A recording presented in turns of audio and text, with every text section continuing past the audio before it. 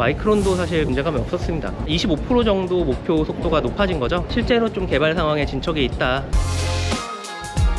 샌프란시스코에 있는 ISCC 2025라는 행사를 취재하기 위해 나와 있고요. ISCC는 인터내셔널 솔리드 스테이트 컨퍼런스에서 국제 반도체 학회입니다. 반도체 학회계의 올림픽 같은 최대 학회 중 하나예요. 석박사급 연구원들을 대상으로 하는 완전 학회입니다. 전체 세션이 200몇 개가 있는데 그 중에 제목을 보고 알아볼 수 있는 게 한 10%? 너무 전문적인 학회고 현장 엔지니어 분들이 공부하러 오시는데요. 첫날에 삼성전자 DS 부문 CTO이신 송재혁 사장님이 키노트를 맡아서 진행을 해주셨어요. 메모리 관련된 세션 중에 하이닉스랑 삼성이 거의 대부분을 차지했죠. 새로운 것 중에서는 LPDDR5X, 현재 이제 이런 갤럭시 스마트폰에 쓰이고 있는 최신 모바일 디램이죠. 작년 4월에 삼성이 발표했던 최고 속도 LPDDR5X가 10.7기가비트 per second이었어요. 그러니까 초당 10.7기가비트였는데 이번에 12.7기가비트짜리 제품을 공개를 하셨습니다. 아직 뭐 보도자료가 나오거나 대외적으로 이제 이 사실을 알리진 않았는데 개발이 완료됐다는 내용이 논문에 있었고, 그리고 조만간 시장에서 만나볼 수 있을 것 같아요. 이미 그러면 LPDDR5X는 사실 처음 나올 때 규정됐던 최고 속도를 돌파한 수준에 거의 가까운 상황이 됐고, LPDDR에서는 삼성이 원래 전통적으로 1등이죠. 핸드폰 사업이 있었기 때문에 여전히 기술 리더십을 갖고 있다는 그런 것들을 증명하는 그런 차원이었던 것 같아요.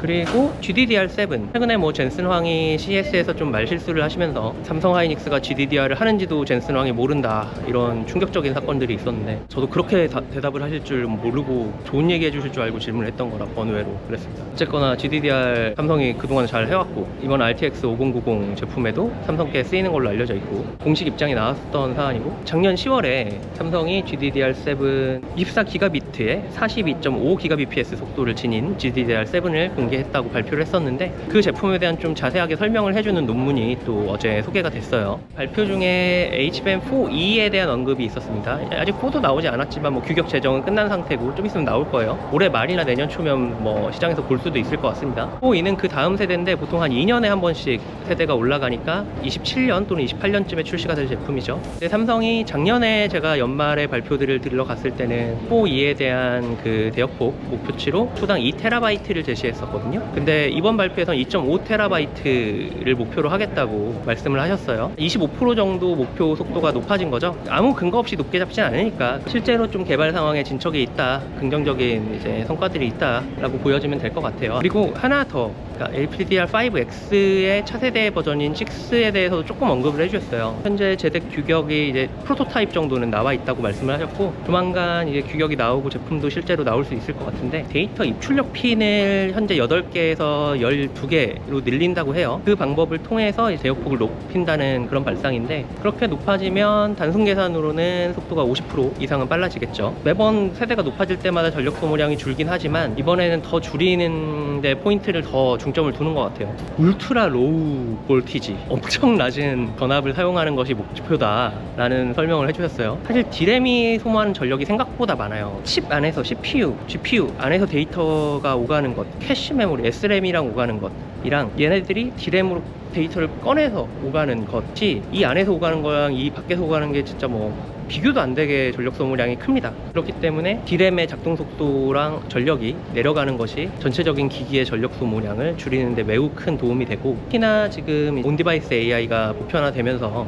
D램을 거쳐 데이터가 입출력이 돼야 하는 소요가 더 많아지잖아요. 그렇기 때문에 전력 소모량을 줄이기 위한 좀 사투가 벌어지고 있습니다. 개괄적인 AI 시대의 D램과 스토리지와 이런 것들에 대해 설명을 해주시면서 미래 기술 중 하나로 LLW라고 알려져 있는 LPW를 2028년까지 모바일 기기에서 이제 만나볼 수 있을 거다라고 표현을 하셨어요. LLW는 Low Latency Wide I/O고 LPW는 Low Powered Wide I/O예요. LPDDR 자체가 Low Powered DDR D램이거든요. 이게 모바일용으로 이제 저전력으로 만든 제품이라 LP가 붙는 건데, 그것 때문에 호칭이 헷갈리니까 어떻게 호칭할지에 대한 합의 사항이 없어요. 컨셉 자체는 같습니다. 컨셉은 이제 Wide I/O라고 했잖아요. I/O는 입출력, in and out인데, 인풋 아웃풋의 속도가 빨라지면 D램의 속도가 빨라지겠죠. 근데 문제가 있어요. 빨라지면 전력 소모가 늘겠죠. 전력 소모랑 속도를 같이 잡기가 되게 힘들어요. 그전에는 그냥 공정 미세화로 이거를 좀 극복할 수 있었는데 거기도 좀 한계에 봉착한 상황이고, 그러다 보니까 개별 IO의 속도를 낮춰요. 예를 들어서 얘가 10이면 5로 낮춰. 대신에 얘의 통로는 2배로 늘려. 그러면 전체 속도는 같을 거 아니에요. 이런 식으로 둘 다 잡는 방식을 택하는 거죠.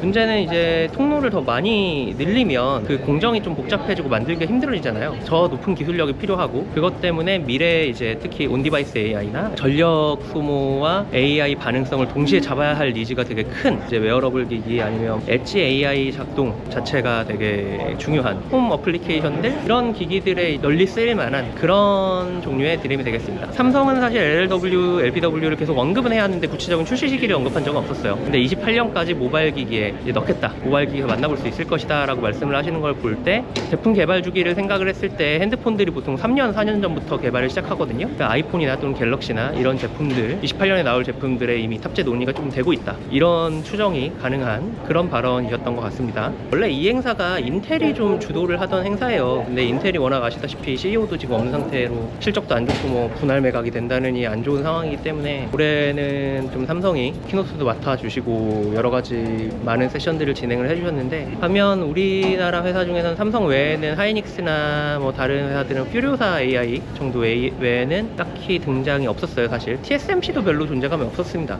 마이크론도 사실 거의 세션이 없었던 것 같아요. 삼성이 어쨌거나 지금 작년 그리고 재작년 그리고 올해 초까지 대외적으로 좀 안 좋은 얘기들도 많고, 여러 가지 기술 리더십을 메모리에서 놓치는 게 아니냐는 우려들이 많았는데, 이런 학회에서 좀 기술 리더십을 여전히 쥐고 있다는 점들 어필을 해주면서 실리콘밸리 한복판에서 세계 최고 엔지니어들 사이에서 삼성이 아직 기술력을 갖고 있다라는 점들 어필하면서, 우리가 이런 좋은 제품도 있으니까 갖다 써줘라 라고 어필을 하는 그런 자리가 되겠죠. 유의미한 발표들 이어지면서 삼성이 기술 패권, 기술 리더십 다시 되찾아가고, 우리 내년에는 하이닉스도 그렇고 뭐 다른 우리나라 회사들도 좀 더 많은 발표들 가지면서 세계에서 한국이 그래도 메모리 강국임을 좀 어필을 해줬으면 하는 그런 바람이 있습니다.